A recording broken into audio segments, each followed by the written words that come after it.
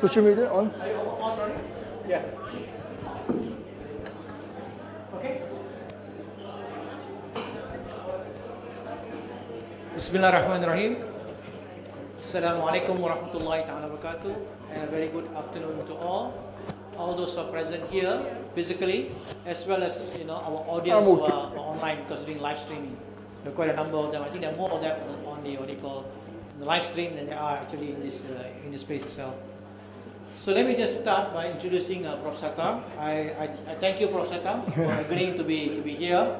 And I know you're catching your breath because you're coming straight from the airport. I think you underestimated our Malaysian weather.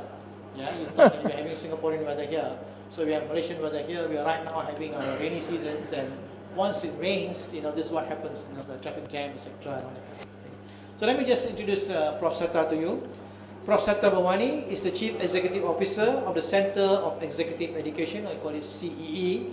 He's also currently the Managing Director as well as C-Suite Certified Master Executive Coach and Facilitator with Executive Development Associates, EDA.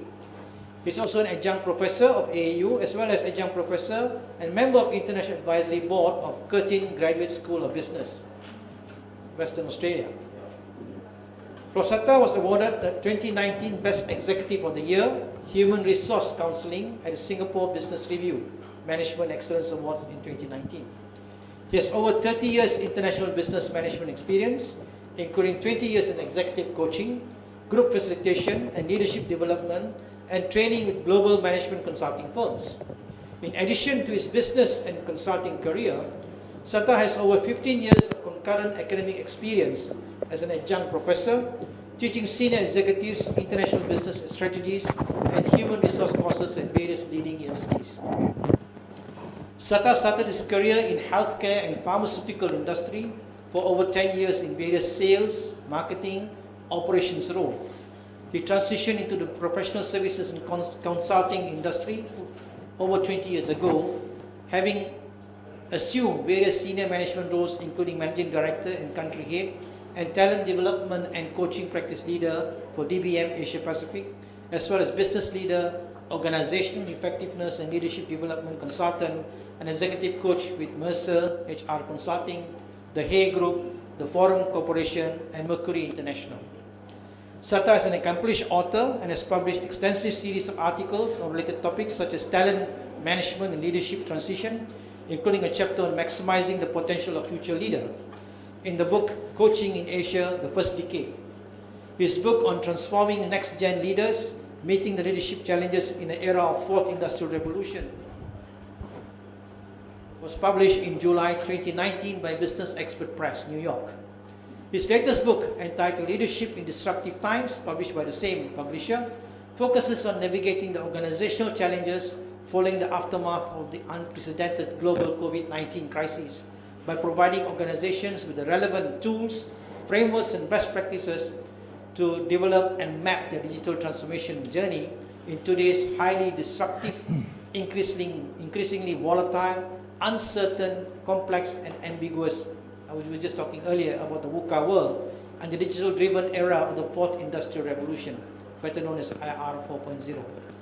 He holds an executive MBA from Golden State University and a Bachelor in Business Administration Marketing from Curtin University. He is a Fellow of International Professional Managers Association, IPMA, and the Chartered Institute of Marketing, CIM. He is a professional member of the Society of Human Resource Management, SHRM, and the Chartered Institute of Personal Development, CIPD. He is also a practicing member of the International Coaching Federation, ICF, and International Association of Coaching.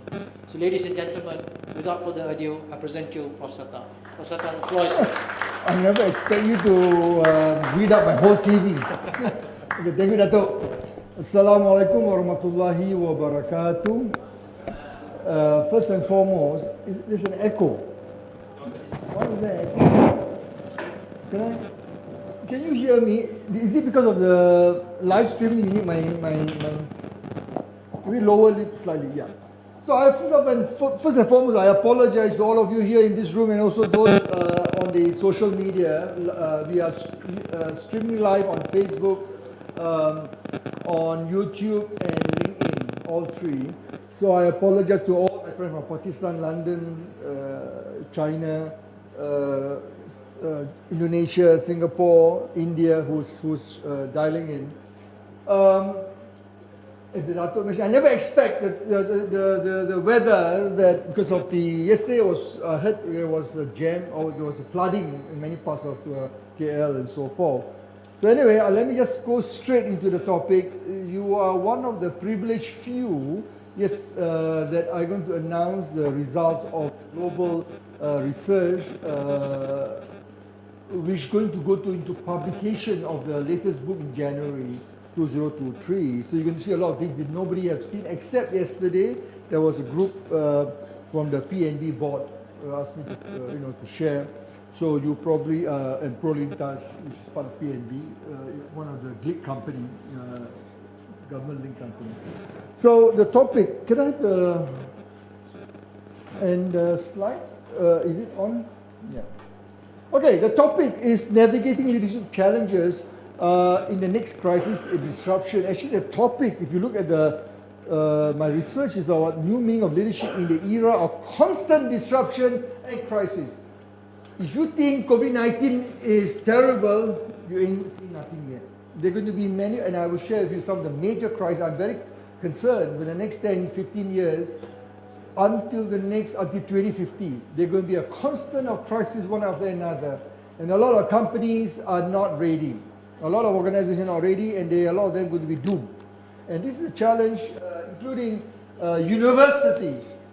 As an adjunct professor, many universities themselves are not ready. The faculty, the lecturers, the professors are not in tune with the future. I'm sorry if those are faculty members. I'm sure there's some faculty member. And when I talk about this in London, when I talk about this in Australia, in Perth, or in Delhi, in Moscow, people, all the professors who sit in front of me, they don't like me. They say, don't invite this guy anymore. I'm telling you this real. If you're going to study, don't depend on your professor. Don't depend only on the faculty. You should adopt. You see, one of the framework that I'm going to talk about, the leader framework, is L for learning. Constant learning. Learn, unlearn, relearn every single day. Otherwise, you will be made redundant. Whatever you learn in university, those of you who have been, who studied, I think there are some people who are the MBA graduates and all that.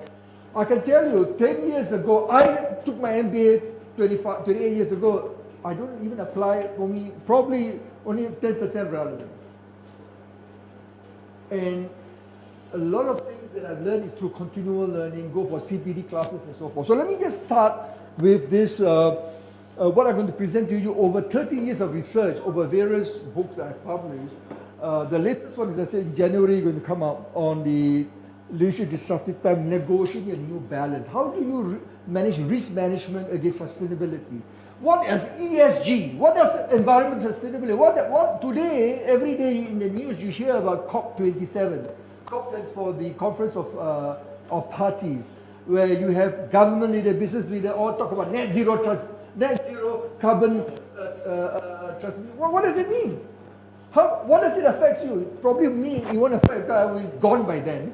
But a lot of my grandchildren, my great-grandchildren are going to be affected. What does it mean? How can companies, how can individuals, the youth activists are very concerned about this ESG, environmental, social responsibility and governance.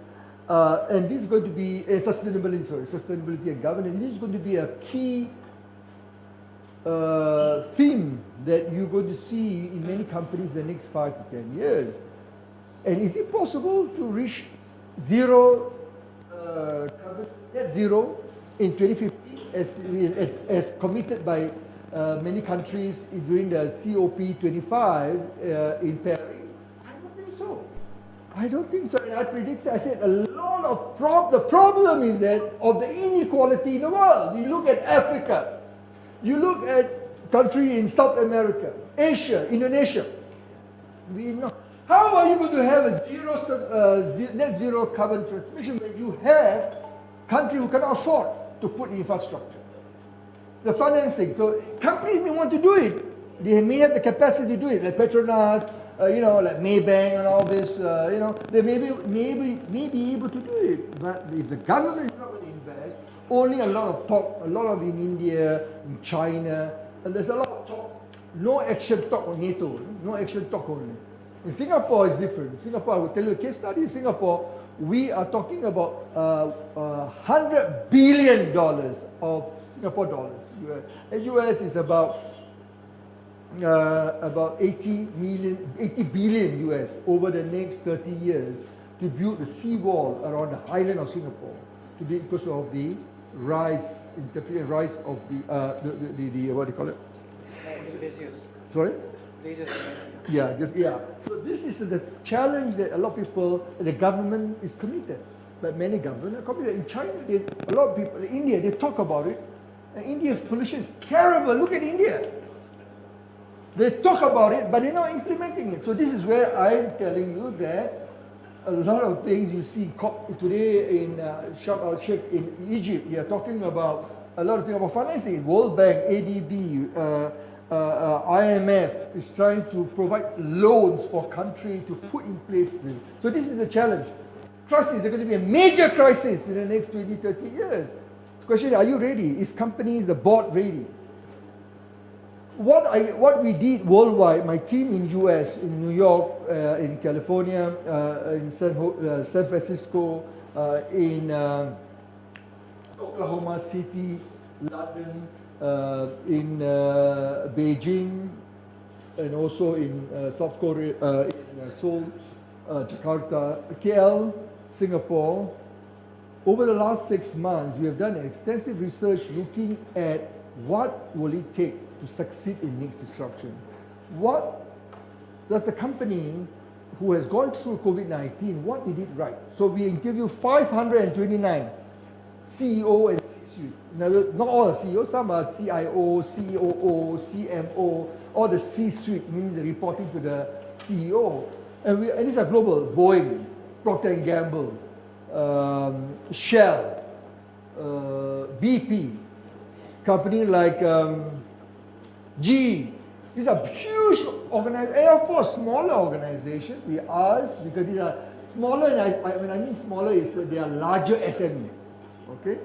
So we asked them, what have you done right to survive during the COVID-19? And I will share with you some of the response.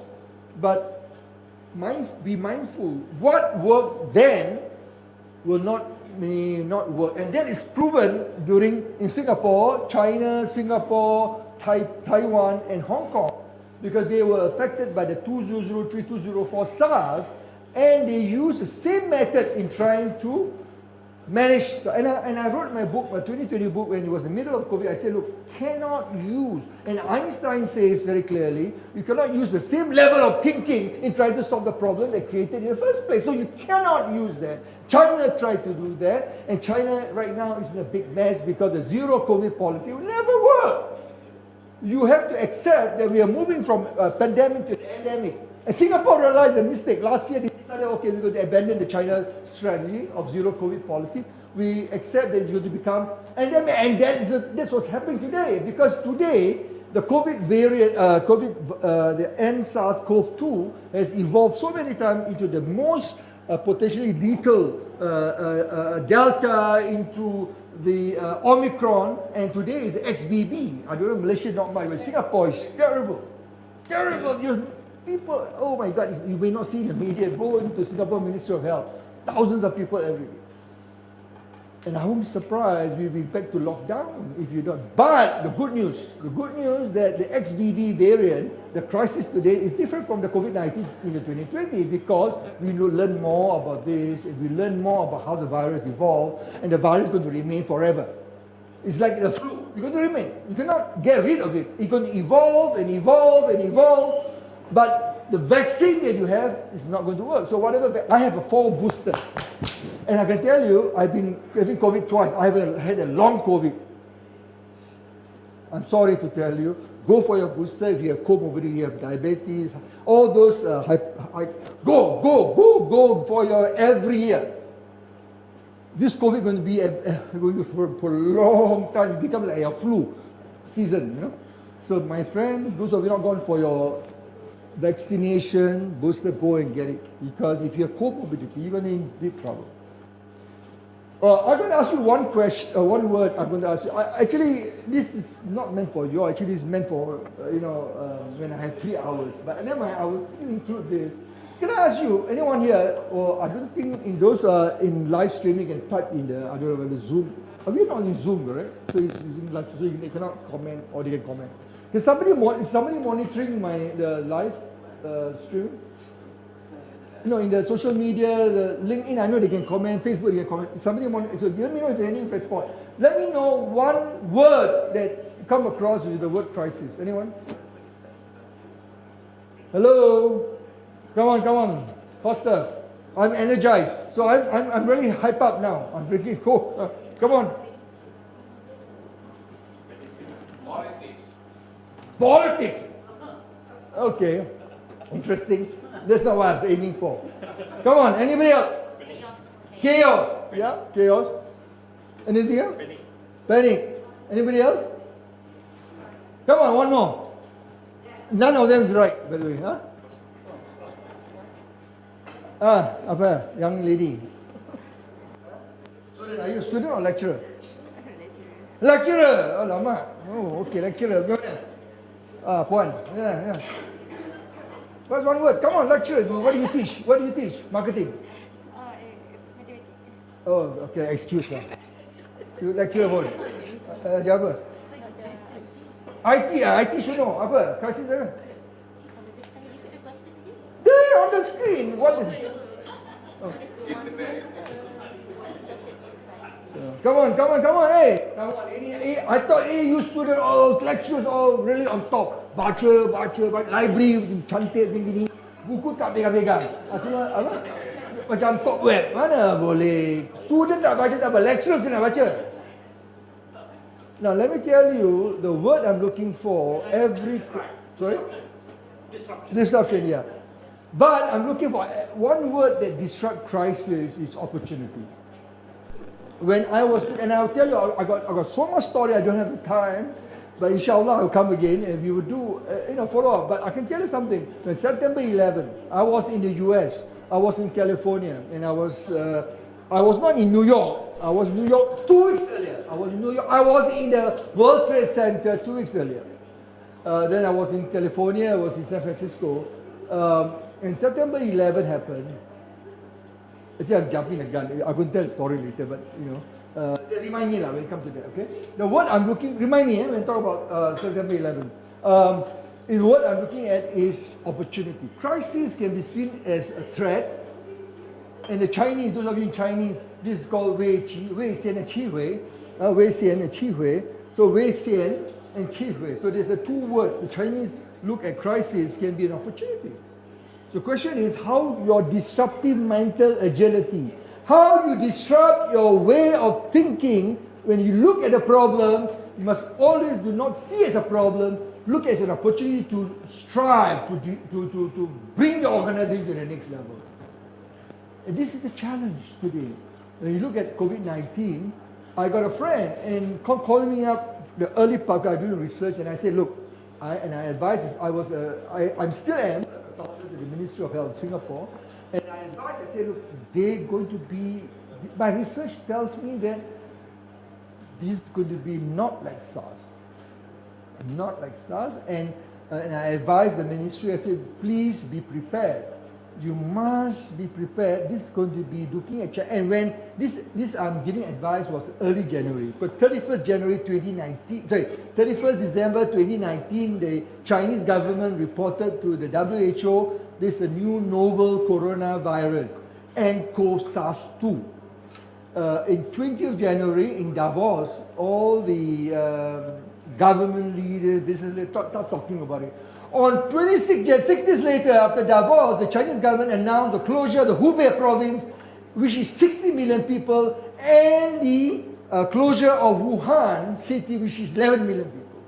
And by then, I said, this is bad. Because the Chinese government during SARS never closed. So I'm telling the government in Singapore, I'm telling a lot of my clients, be prepared, this is going to be very bad. Because Wuhan and the Hubei province is the center of the world center of manufacturing. And I predicted, I said the supply chain, can you imagine no flight in and out. And all the major manufacturing hub is in Hubei province. And what is going to happen to the world manufacturing? And this is the biggest headache. The Chinese government is not worried. They're not worried. To them, they're closed because they're more concerned about the whole China. And they know, the Chinese government know more than what they tell the people. Obviously, Chinese. The question is whether the virus comes from the seafood, Wuhan seafood, or is in the lab. Now, I have my research, and I'm not going to go into that, but I will be able to challenge anyone who says that the virus comes from solely, confidently come from the seafood market. No. I have enough research evidence to say, from scientific evidence to say that that virus, most probably 90% probability that it comes from the lab. So there's military, biowarfare. So, and not only China, America is doing it. So you look at Ukraine. Why the Russia-Ukraine war? Americans wanted to protect Ukraine. You must understand this is a crisis.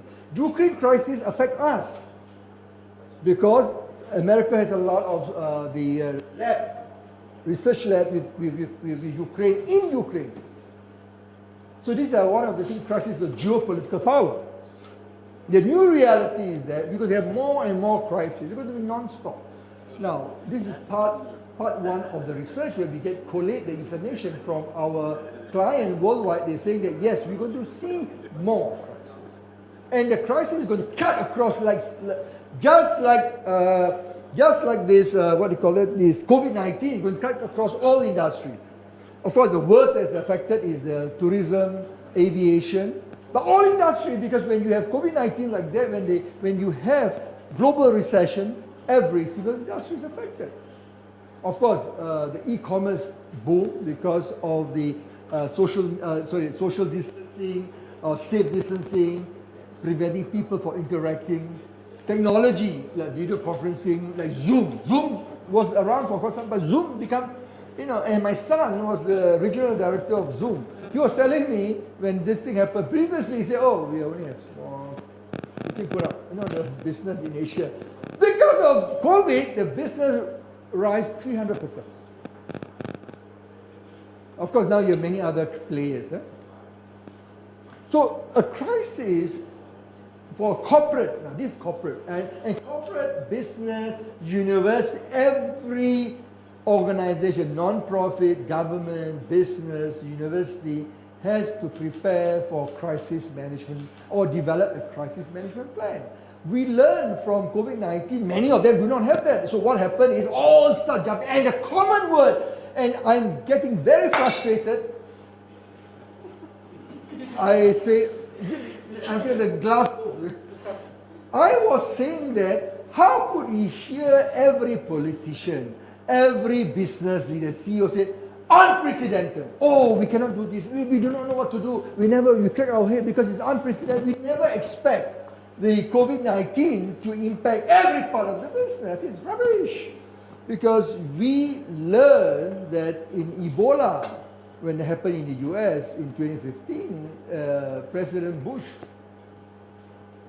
established the US CDC has a special task force with looking at the possibility of such virus. And Ebola is deadly. Ebola, is no joke in Africa. We had that.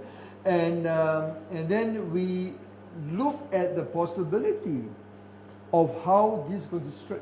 Like avian flu, and I'll talk about that later.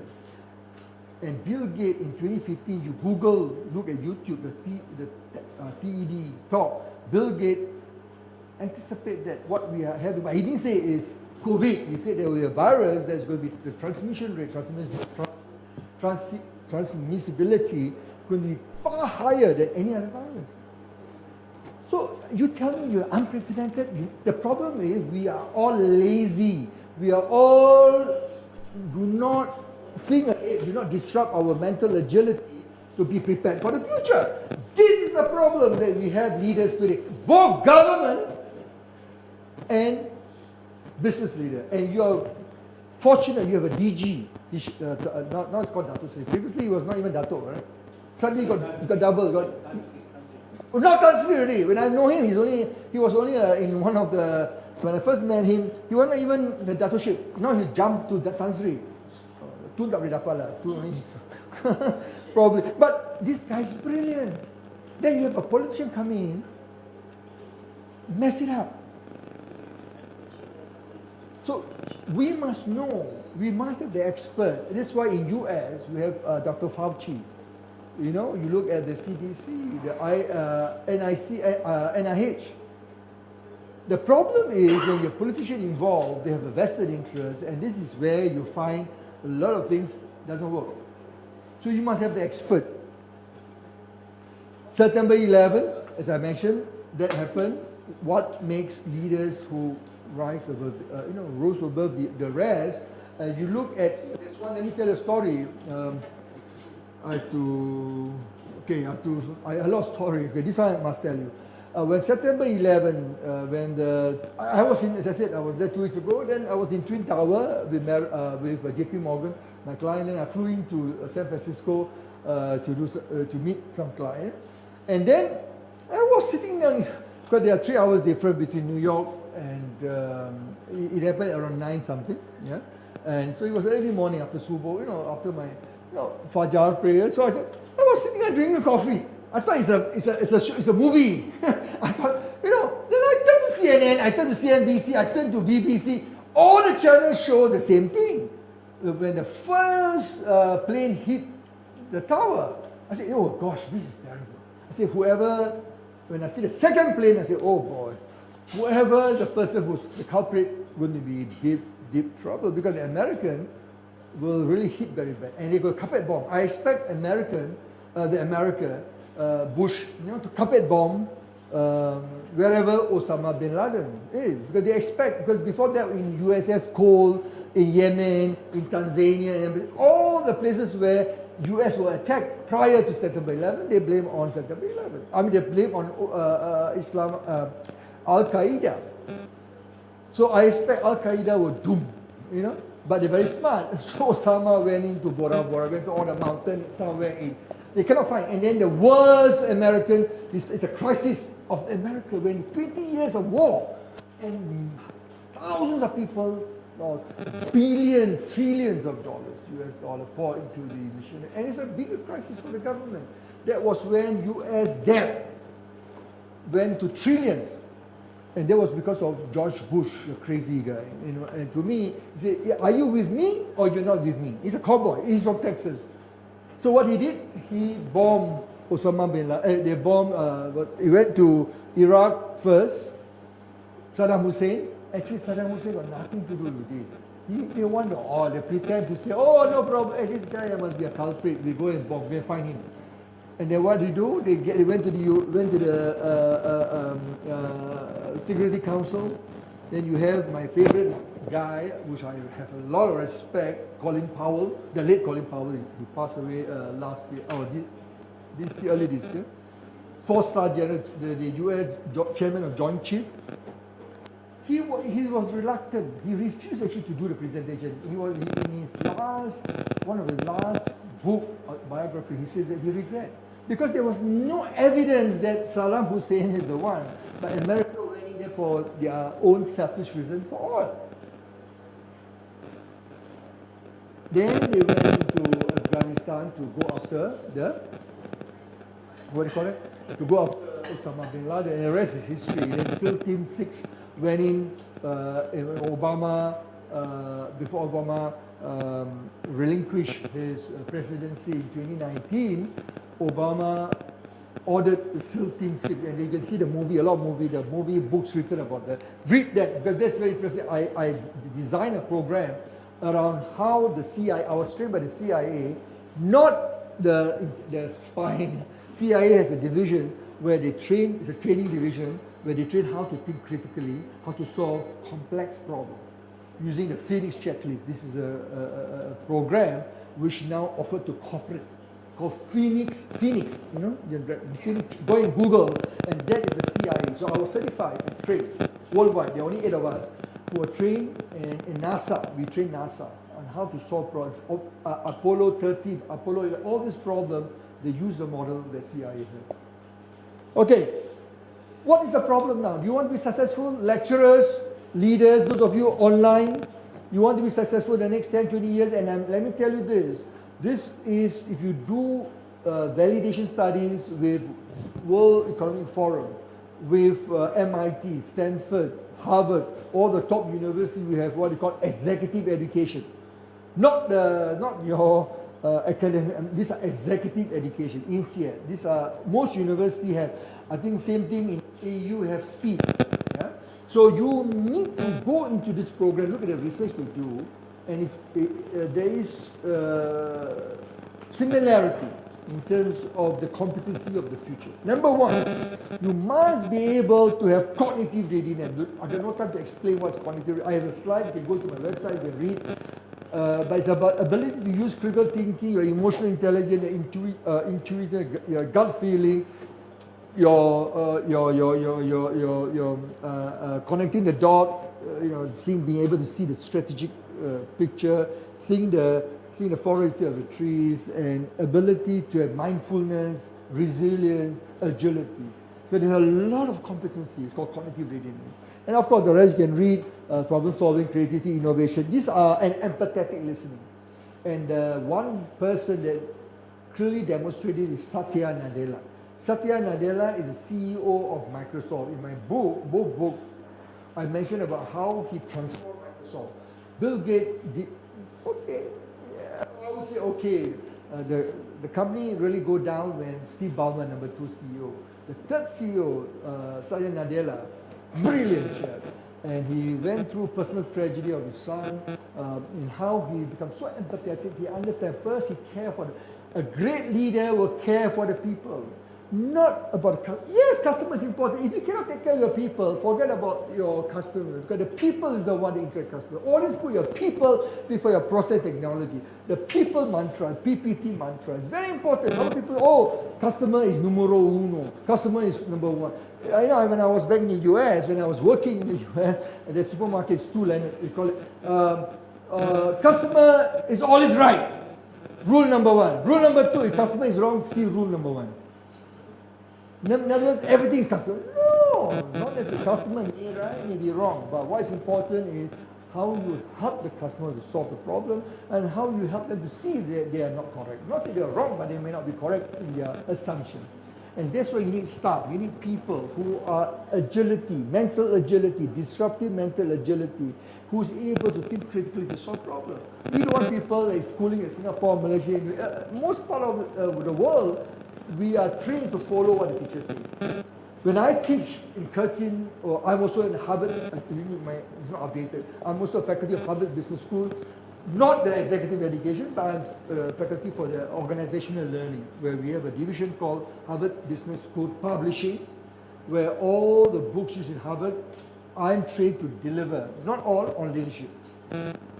So the problem is when I teach, a lot of people feel threatened. So a lot of professors say, I tell them, you cannot use the same book. Some, I won't mention which university, some professors use the same book they used 30 years ago, and I ask them, why still use transparency? I say, why? Because dah biasa, dah selalu pakai, those of you, maybe my foreign friends, we are used to it, we don't want to change, I have to redo my material, malas. Actually, you're very lucky, all the books now all have ancillary material. Betul tak?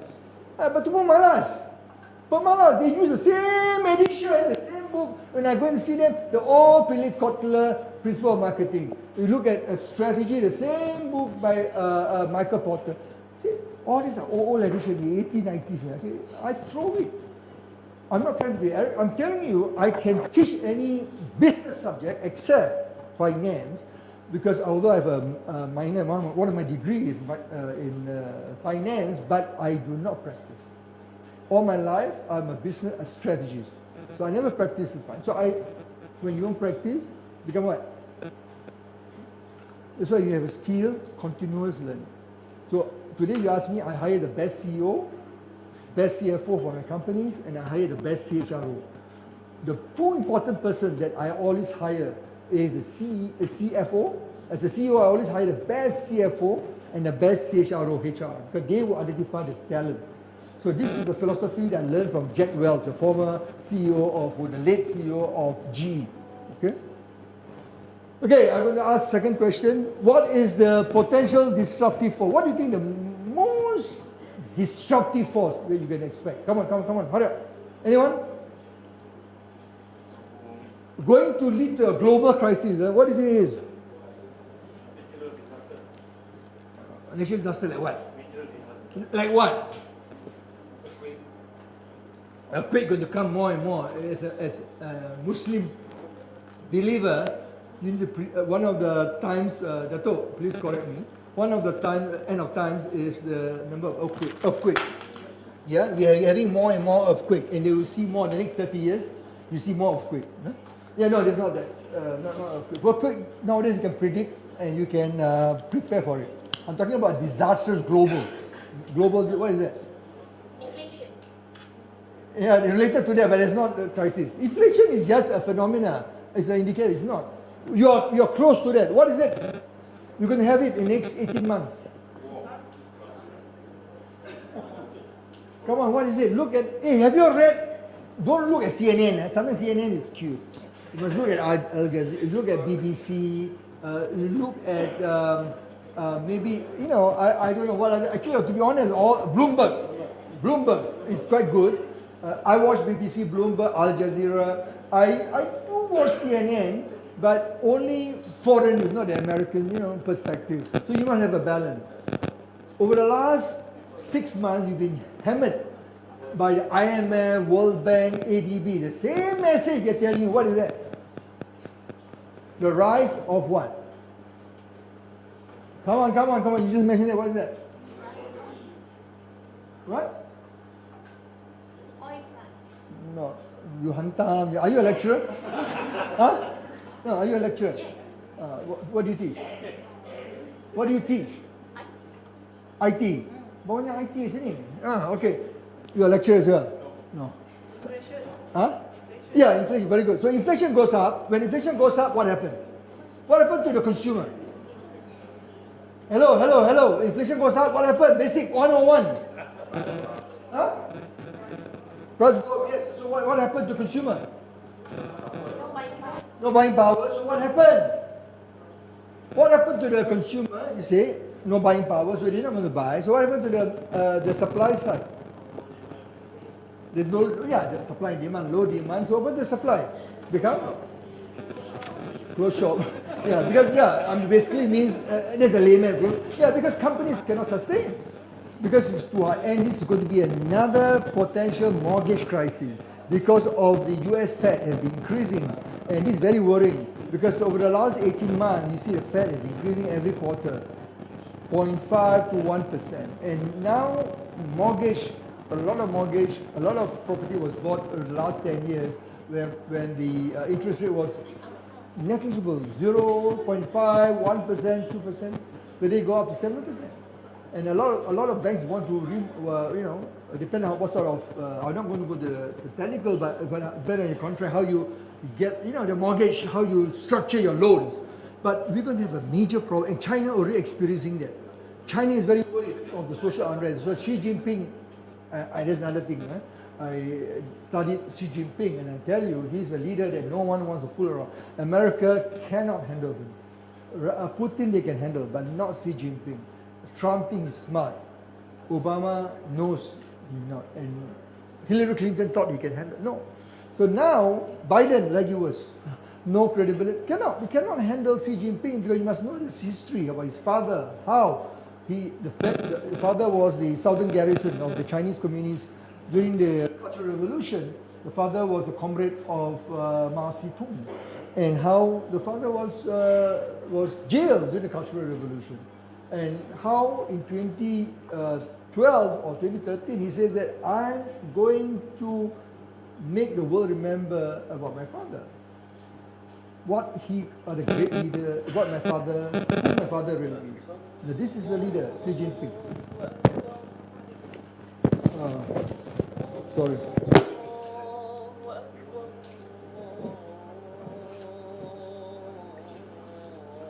Sorry.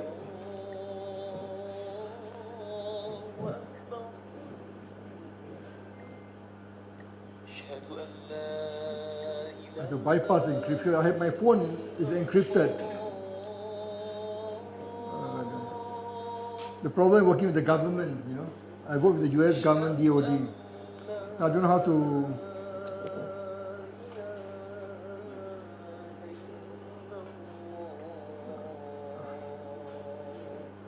Okay. Xi Jinping, China, don't worry about international. They don't worry, they don't need the international market. They can close the whole country. They have their own domestic market. They don't worry. Well, that's why they told Trump, you want to, don't allow Huawei, you know, they say whatever research is in China belongs to China. You can be an American company, you can be Cisco, you can be Microsoft. It's like Google decided never to be in China. Because they are very clear, Chinese government, they will take your IP. That's what the problem with China, and you know, the trade and all that. I don't want to go into that. But the problem is we're going to face a global recession in the 18th. But we can avert. There is a possibility we can avert if worldwide the Russia war in Ukraine going to continue the next 12 months. Putin is not going to give in. He already invested so much money, and he will likely use the dirty bomb. He wants to invade eastern Ukraine from when Crimea 6 years ago, 7 years ago, or more than that, 6-7 years ago, when they invaded Crimea, then annexed Crimea. And you know the MH17, when the rebel forces in Ukraine who are aligned to Putin shot MH17. They say, oh, this is spy plane, whatever.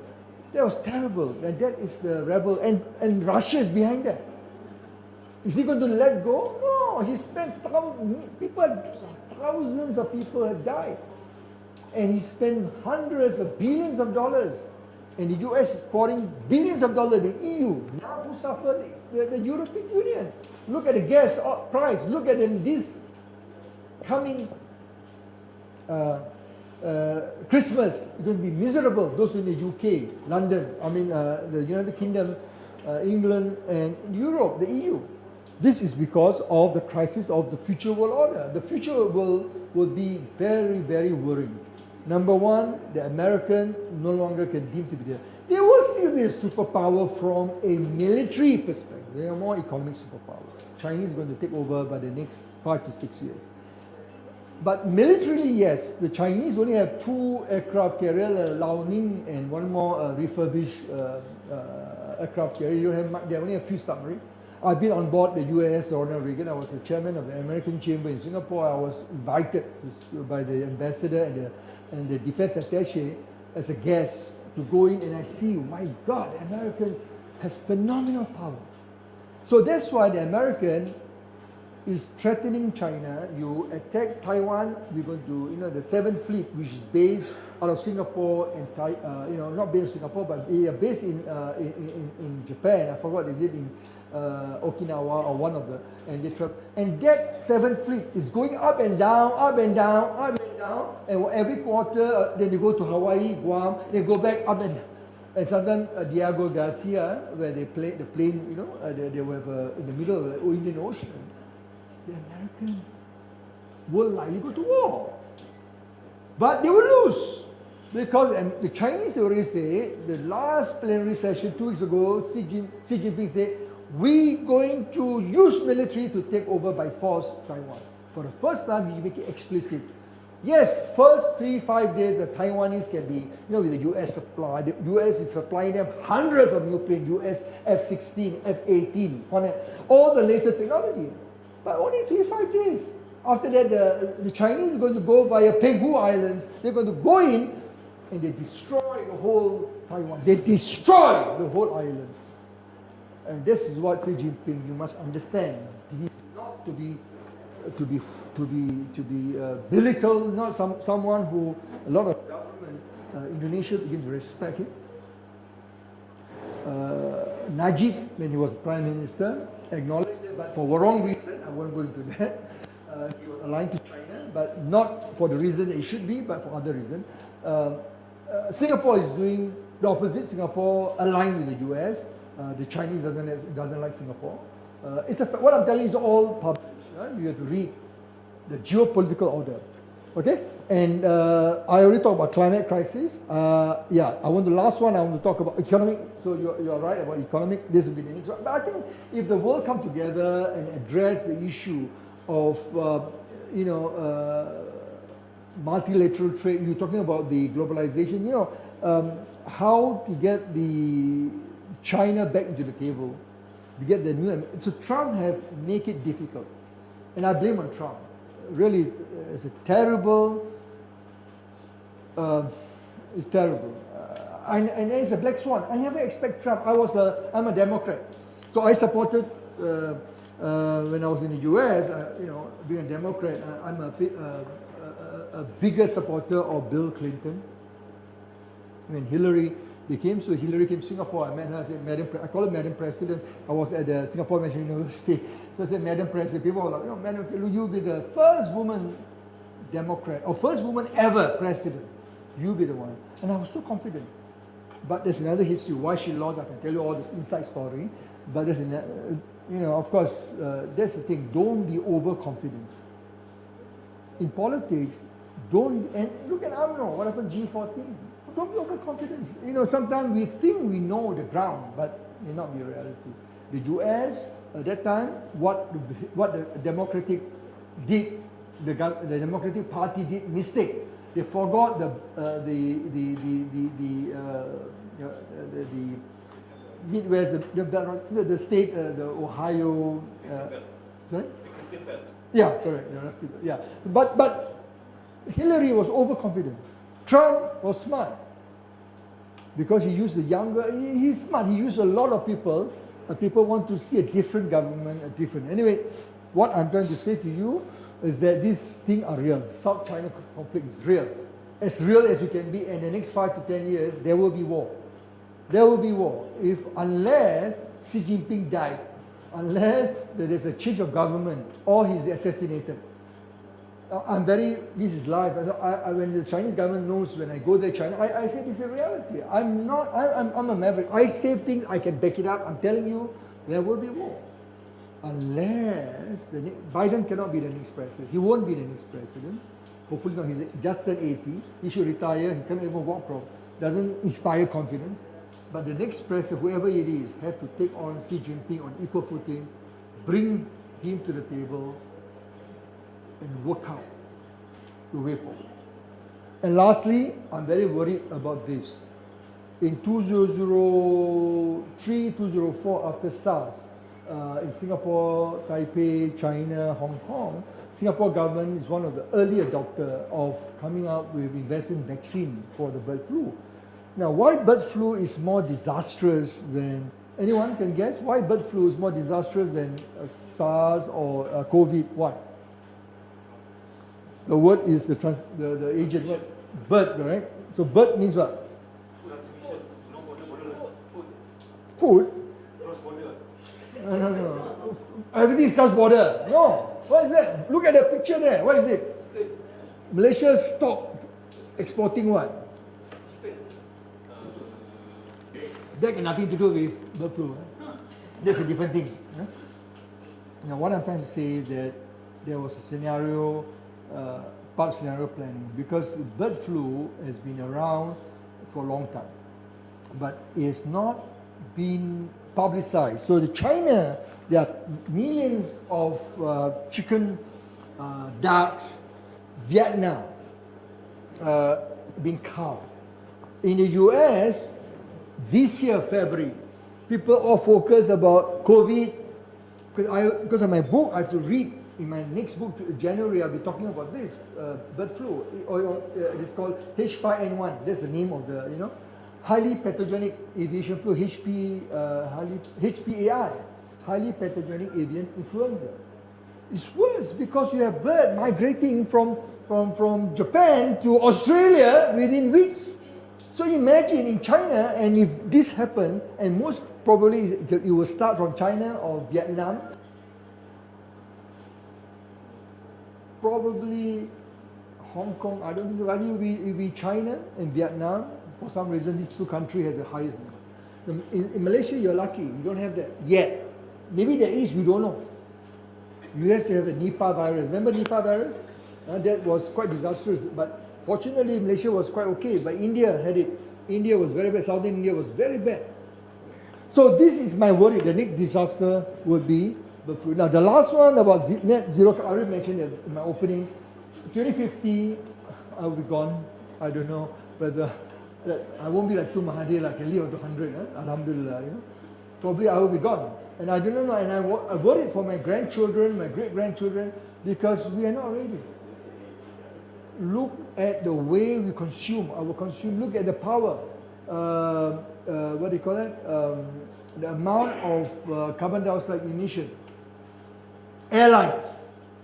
Look at energy companies are not. Look at wind farm. See, very few countries have wind farm.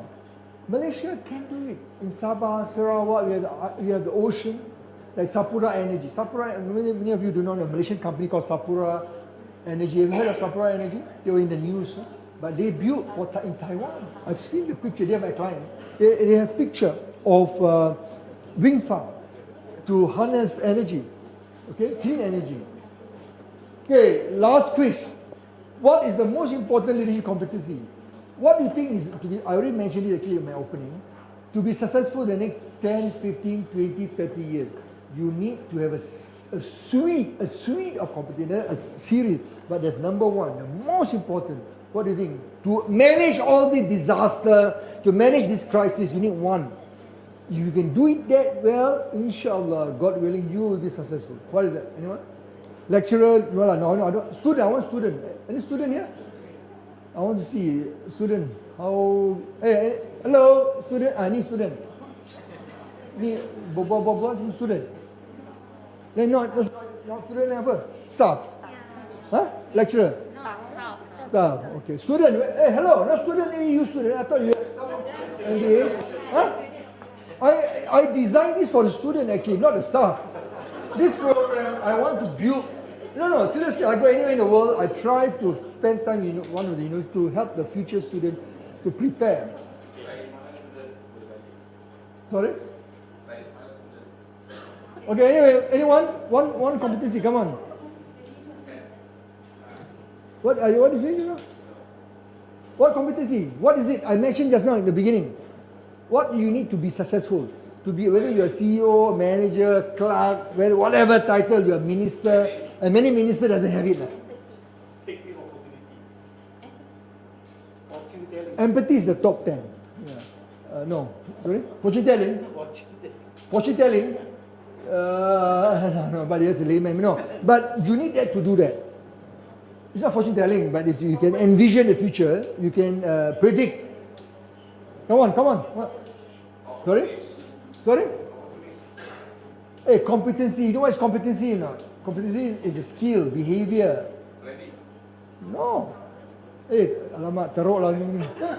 Anybody respond in the social media? Lily? Tak ada? Come on. I just mentioned just now, critical thinking and cognitive readiness. I told you just now, if you want to Einstein says, you cannot solve the problem with the same level of thinking. So therefore, you need to have cognitive readiness, you need to have critical thinking.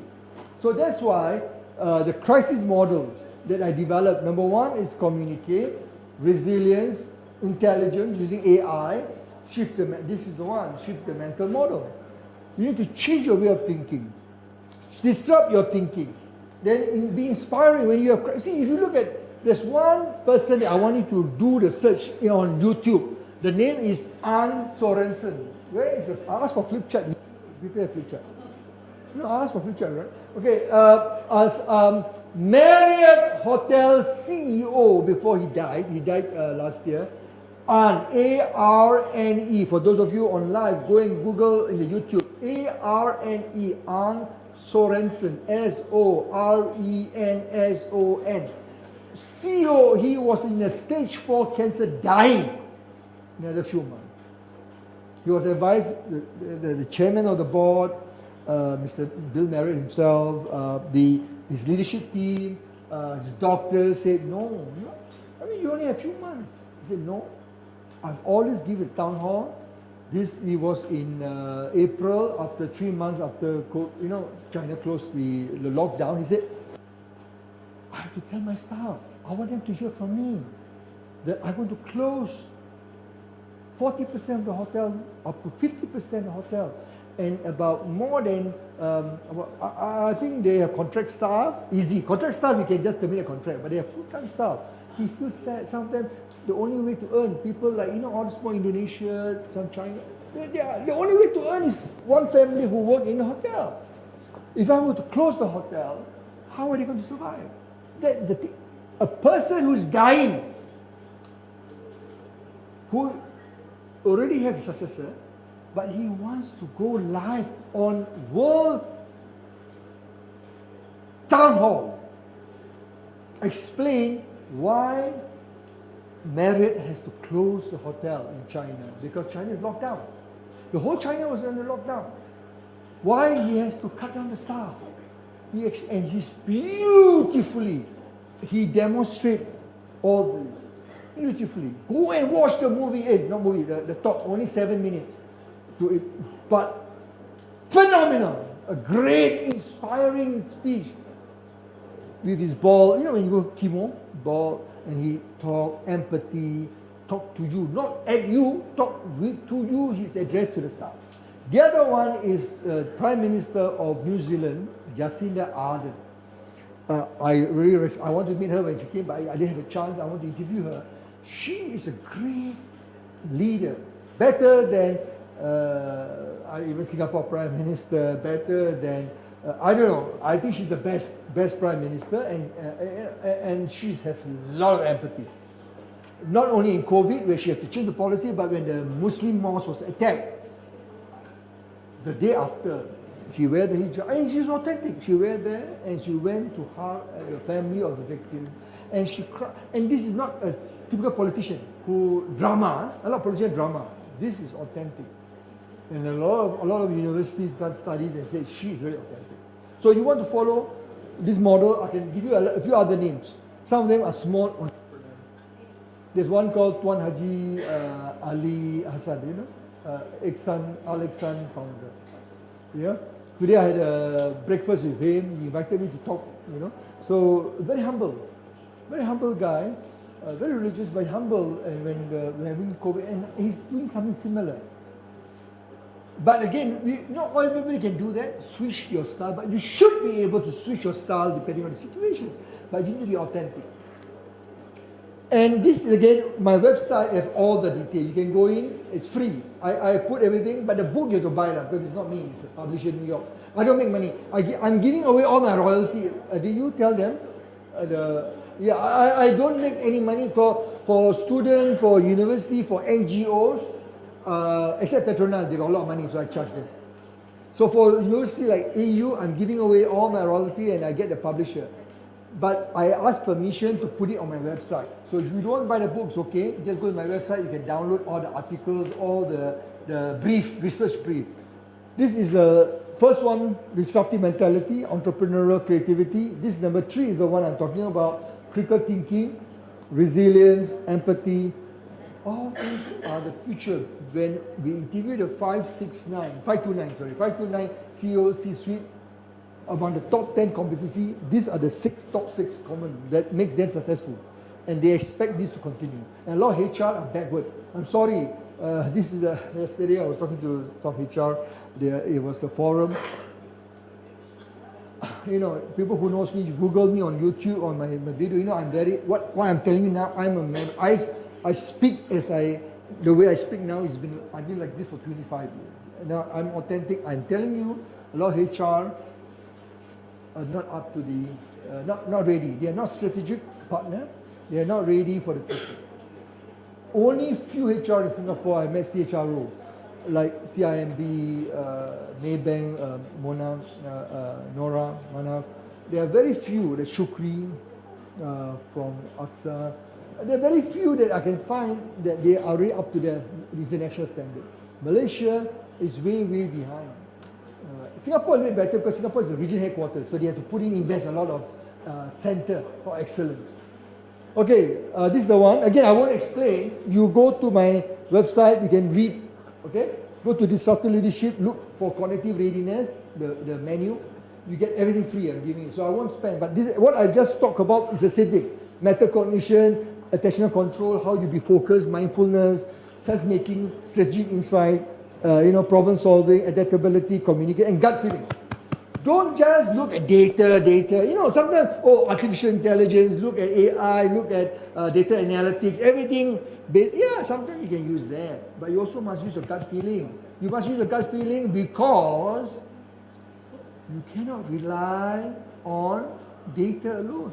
You must look at your past experience, look at the situation, the market you're in, how do you adapt. Okay? I have a case study for Google.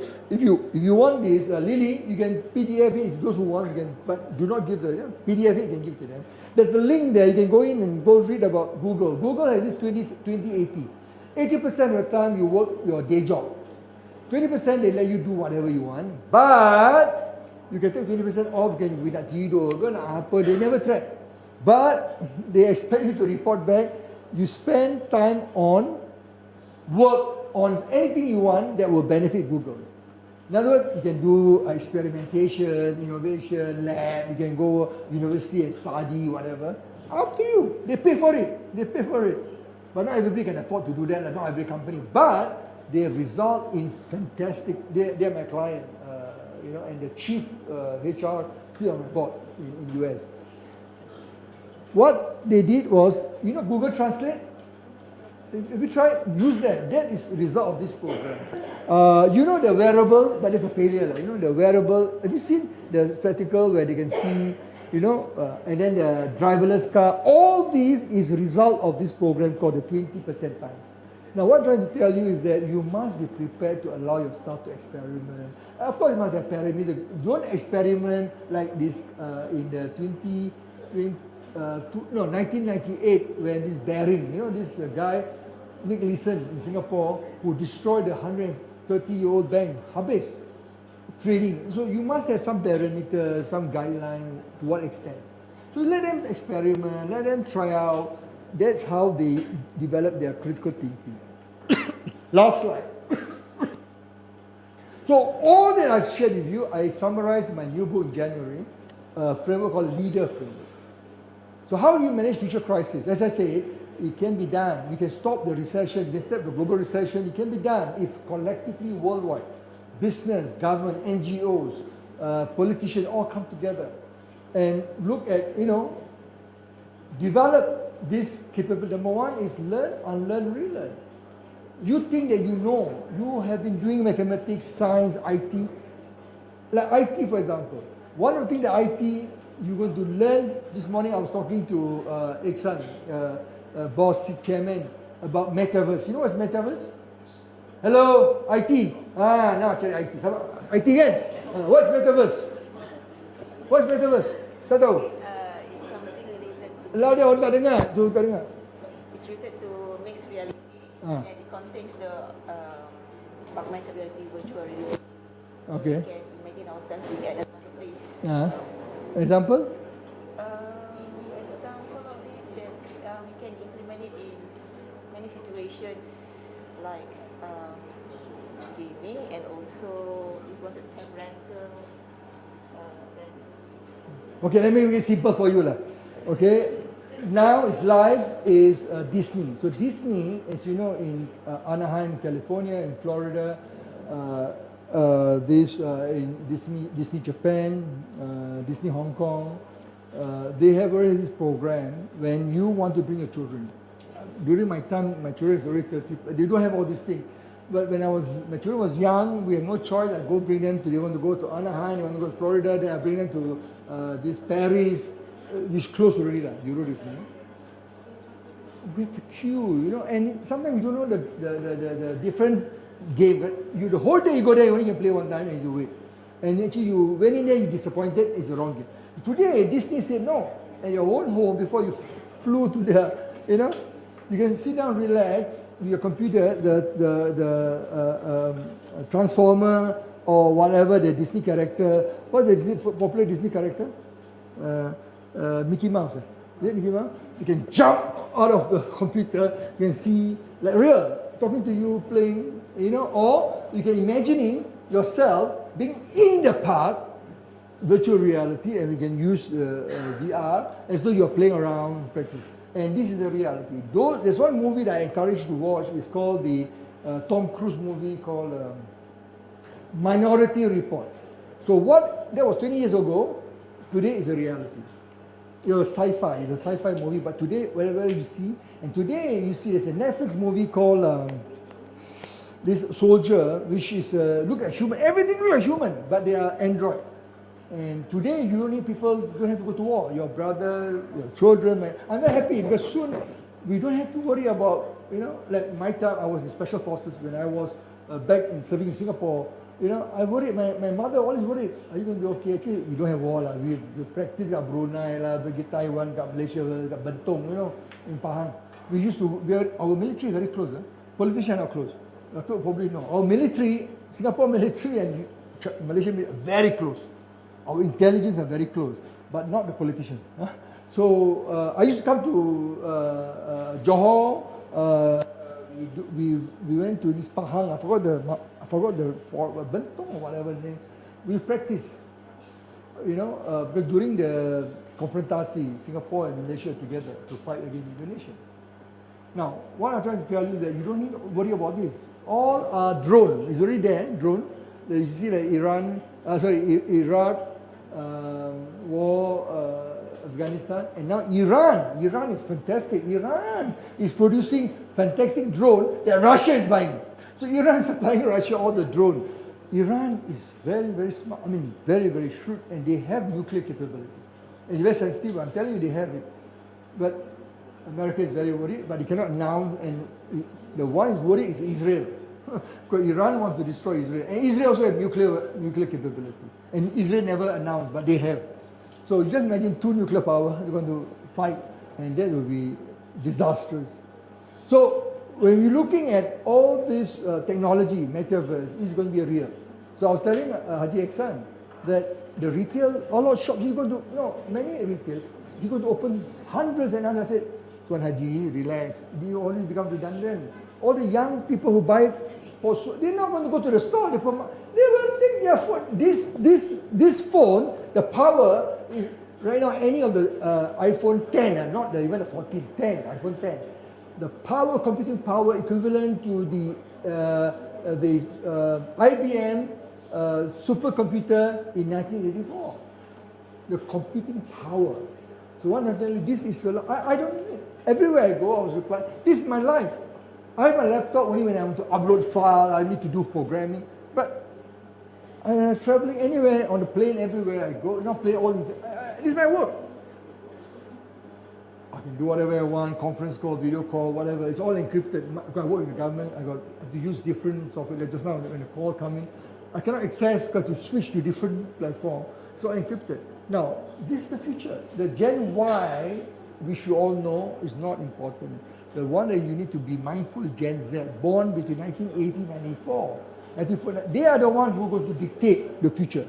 They are the ones who, they're not going to use all this computer. You work, if you don't have a phone, you're dead. Okay, so and the rest, as I said, that's it. So lastly, my concluding remark.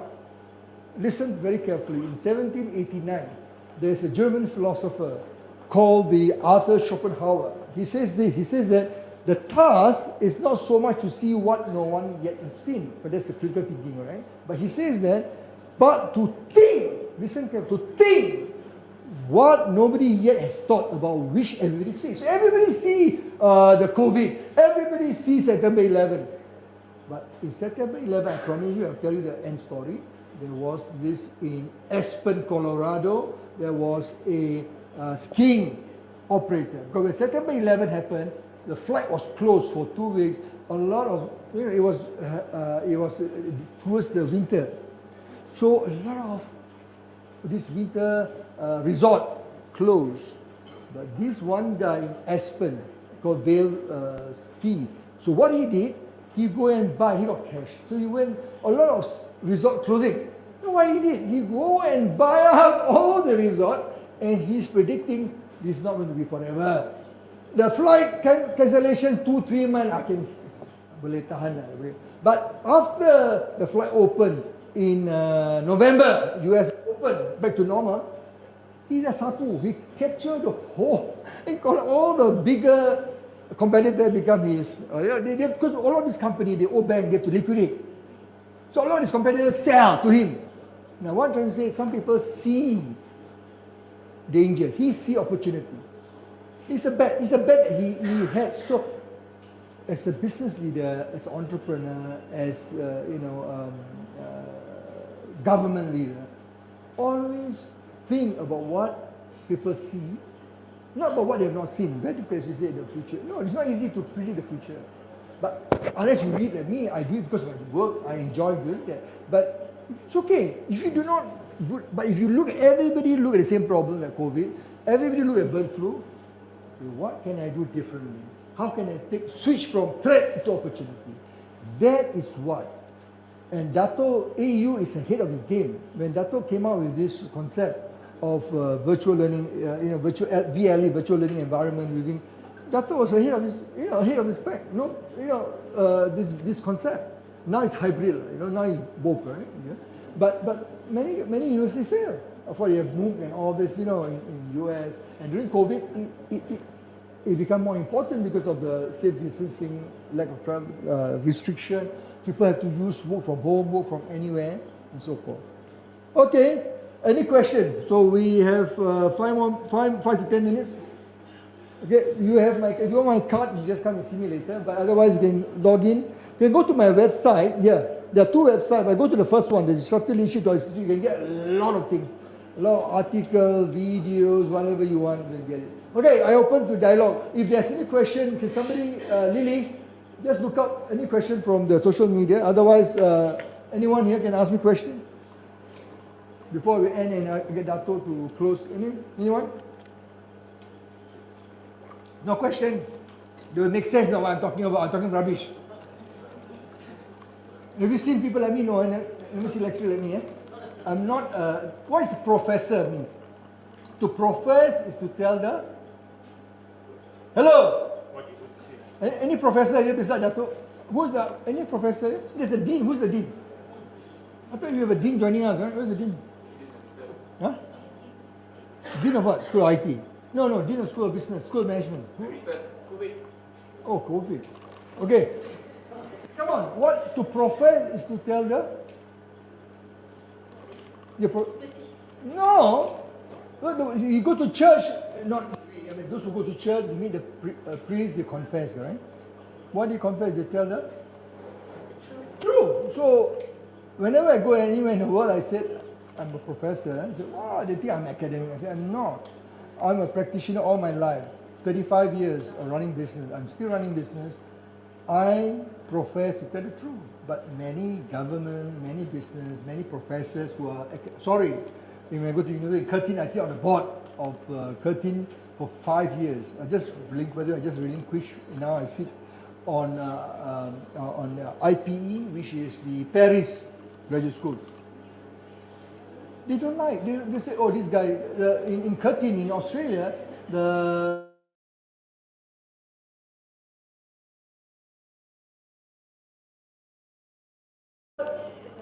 when they hear me, they say, oh, this guy, wow, semua takut. Don't invite him back. Because they feel threatened. They say, look, and I'm not after the job. I don't need the job. I'm seriously, I don't need, but I'm telling you what the facts are. You check what I'm telling you, you can fact check. You can fact check what I'm telling you. I do not make statements. This is the problem, a lot of people make statements, so it's true. Whatever I'm telling you is all available publicly. With the internet, you can search. Everything I tell you, you can search, but you must know where to search. Okay? Any other, no question? Okay, with that, yeah. What do you think about the coming economic situation, the inflation, the price is raising, and the people are getting not increase in salary. What do you think? The future, like now, if you want to travel, the air tickets, I think almost in double. life, it's always a trade-off. All right, you need to decide what do you want, and you have to decide trade-off. To me, if you want to travel, if you think a family wants to go for holiday, then there's always a trade-off. There are other places you can go. Malaysia is, to me honestly, there's a lot of places in Malaysia or in ASEAN. Now, your question is very valid. My advice is conserve cash. Just in COVID, in January, I told everybody, and I'm an advisor, I was the advisor to Johor Corporation, you know, right, Dr. Syed.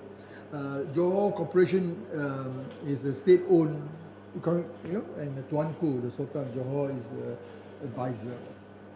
And I told him, I told Dr. Syed Muhammad, I said, look, Dato', please, and I was advising the CEO and the board and the senior management team, I said, focus on conserving cash. Because that's the way, those who have cash, then they decide what you want to do, not spend on things that are unnecessary, expansion. No, when you have COVID, like COVID, because nobody knows. I say it's best to err on the conservative side by conserve cash, be mindful. Because you don't know how the disaster is going to be. So you ask me what I believe there will be, because the three biggest economies, US, China, EU, these three markets control about 40% of the world GDP. The World Bank, IMF in September already announced they're going to be stagflation. You're going to be downhill. I don't think there'll be growth. India is still okay for some reason. India is about 5%, 4-5%. Most markets will go downhill. So what do? So you need to be mindful. Jobs going to be affected.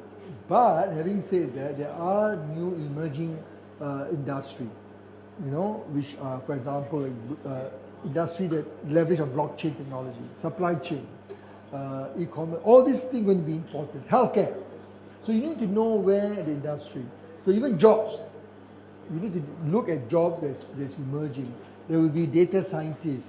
There will be blockchain technologies. There will be things that you never heard before the title, but this is going to be the future. So if you don't learn, unlearn and relearn, you'll make redundant. Even lecturer teaching. I'm telling a lot of, unless the school belongs to you, some they got beholden, they remain. Okay? So my advice to you is, there will be slowdown. Whether it be a global recession, I'm not sure, depends who's the next, depend the midterm US policy, because now they're having a midterm election. So it looks like it's 50-50 Senate. So Biden will have a big problem. If it's 50-50, it's okay, because Vice President Kamala Harris is going to give casting the tie vote, law can be passed. Because the House is going to be taken over by Republicans. Now I'm worried more about Senate. So this is dependent on American policies.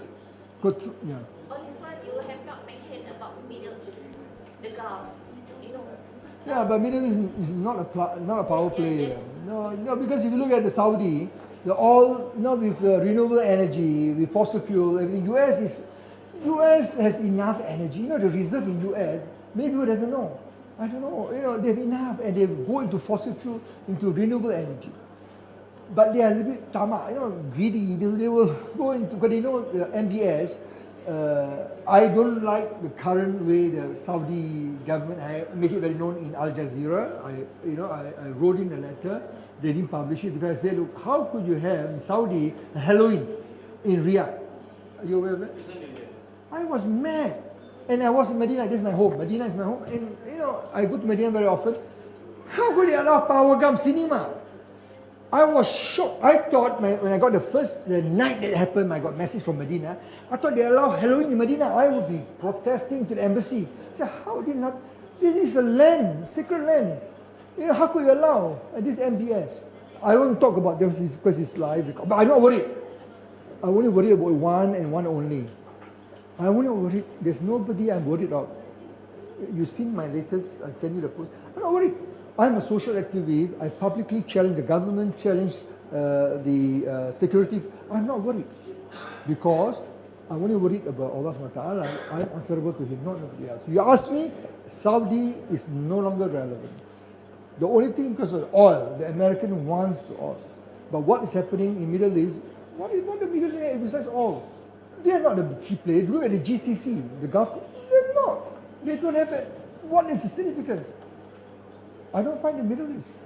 What I believe, one market that's untapped that going to become more prominent, that is going to become more important in Africa. Africa is going to grow. So the Chinese is very smart. The Chinese, the Belt and Road, BRI, they go into Africa, but their thinking is very bad. They want to go in, give you soft loan like in Sri Lanka. You cannot pay, we take back. You cannot pay, we take back. They own the infrastructure. They want to control the world.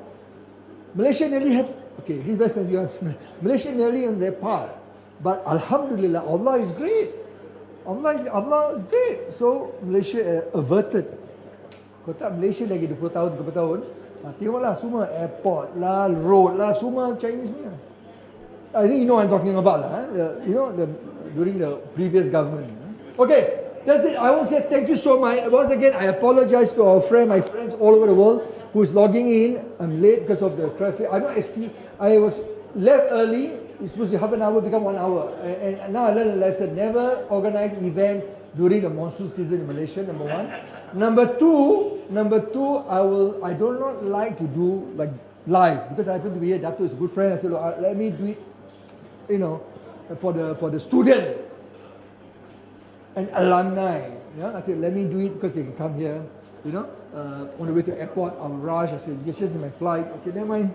But like live, like this virtual, I'm doing it every week. But some of them are private. You cannot access. It's a lot. I just did one in Medina. I just did one in Canada. Just all week after week. Okay. So there will be next one coming up is probably will be in US in 1st December. But again, it's all closed association, very closed door. You cannot access. This one we access, to anyone who wants to access social media. With that note, I want to say thank you once again. I apologize that the delay, and I want to thank you. You can continue to dialogue with me on social media. And I want to thank Dato' for this opportunity. With that note, let me just end with saying that, Assalamualaikum warahmatullahi wabarakatuh, and continue to practice what I've taught, what I've just shared with you, and inshallah you'll be successful.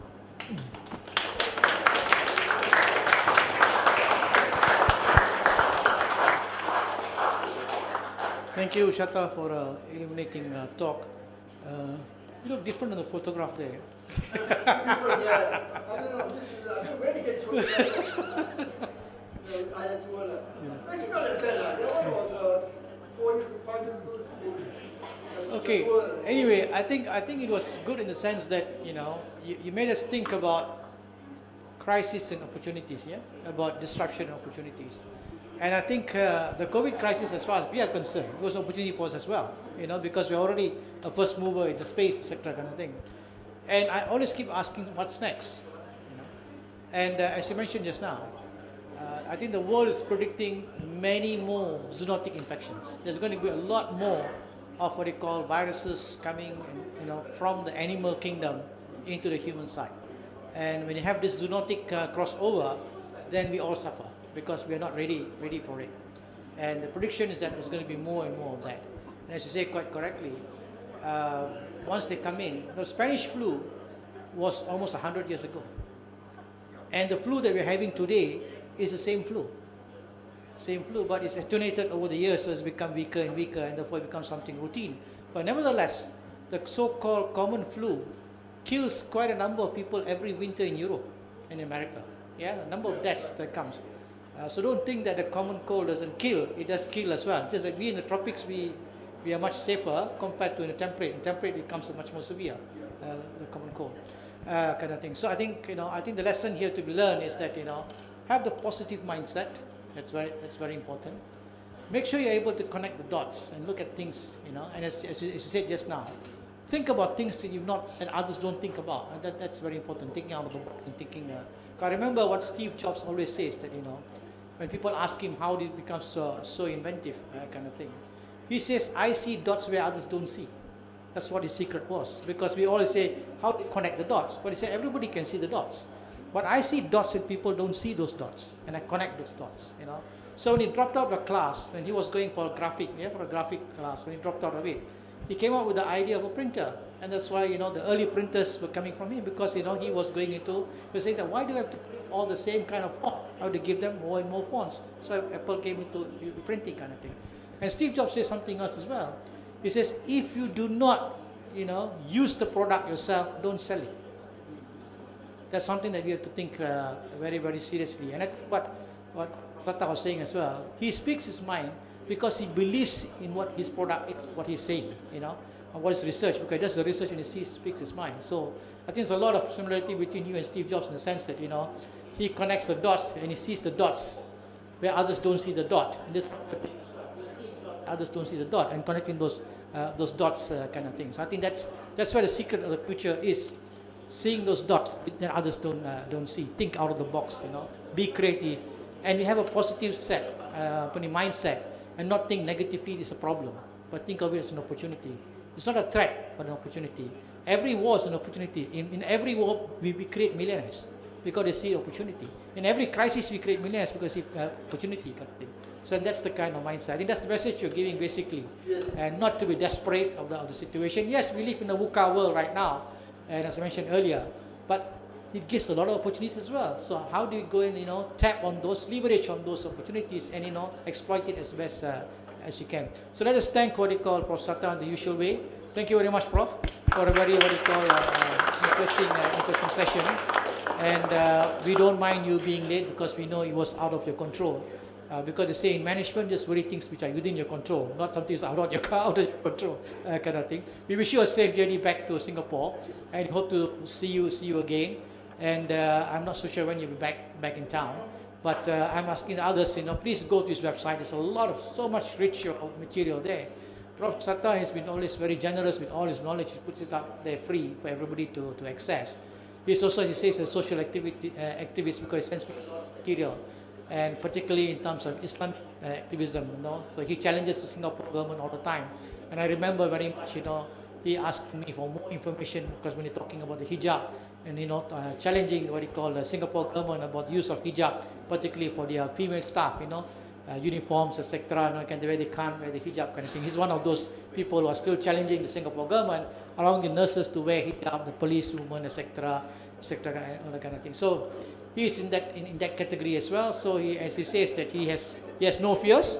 You know, so far they have not ISA'd him, so he's still fine. Kind of thing. So important is, you know, be true to yourself, be authentic. Yeah. And, you know, don't fear anyone. And my life, the most important is what my guiding philosophy is Surah An-Nisa.